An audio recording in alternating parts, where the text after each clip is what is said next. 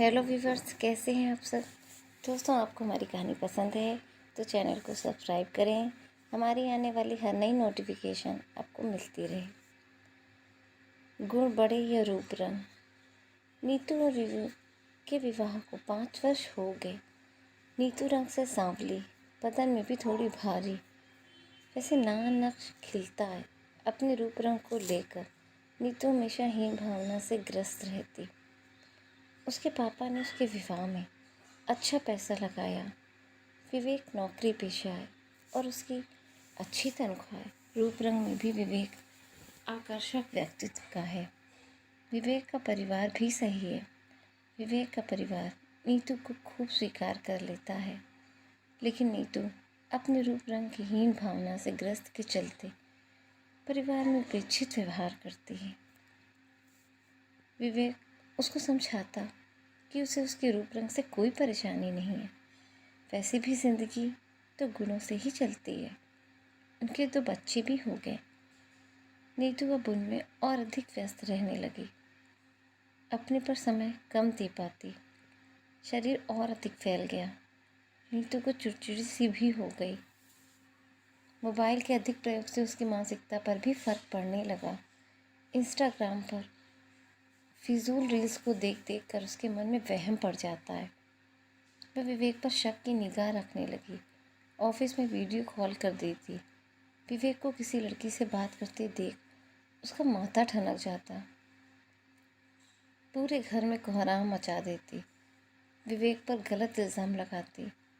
विवेक बर्दाश्त कर रहा था। एक दिन नीतू ने पूरा घर सर पर उठा रखा था। इतने में विवेक का हाथ उस पर छूट जाता है।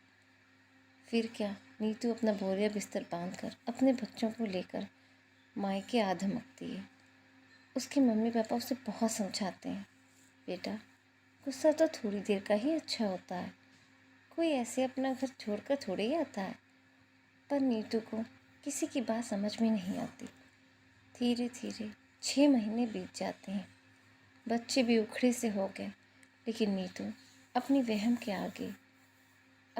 के आगे सब कुछ दांव पर लगाने को तैयार थी। अब उसके भाई के विवाह की तैयारी होने लगी। कई रिश्ते वाले तो नीतू के मायके में रहने की वजह से कन्नी काट गए। बड़ी मुश्किल से उसके भाई का रिश्ता हुआ। विवाह के दिन नज़दीक आ गए। उसका परिवार भाई के विवाह की तैयारियों में जोर शोर से लगा था। खूब शॉपिंग हो रही थी। उससे भी पूछा जाता, लेकिन उसका मन अंदर से अशांत था। उसे किसी काम में दिलचस्पी महसूस नहीं होती। कभी कभी तो वह अपनी भाभी की शॉपिंग देखकर जलन भी महसूस करती। एक दिन उसने अपनी मम्मी से कह भी दिया, मम्मी आपने मेरी शादी पर तो इतना तेवर नहीं चढ़ाया था, साड़ियाँ भी कुछ हल्की थीं। उसकी मम्मी ने उसे समझाते हुए कहा, देख बेटा, तेरे समय पर जो बना वो हमने कर दिया, ऐसे कोई होड़ नहीं होती, और वैसे बहू तो घर की लक्ष्मी होती है। इतना सुनते ही नीतू सोचने पर विवश हो गई कि अब घर पर मेरा कोई हक नहीं। उसके पापा ने उसे समझाया, बेटा तुम्हारा यह घर हमेशा है, जितना मन चाहे रहो, पर इन बच्चों को इनके घर से तो मत दूर करो। अपने अहंकार की वजह से तुम इनका जीवन क्यों खराब कर रही हो।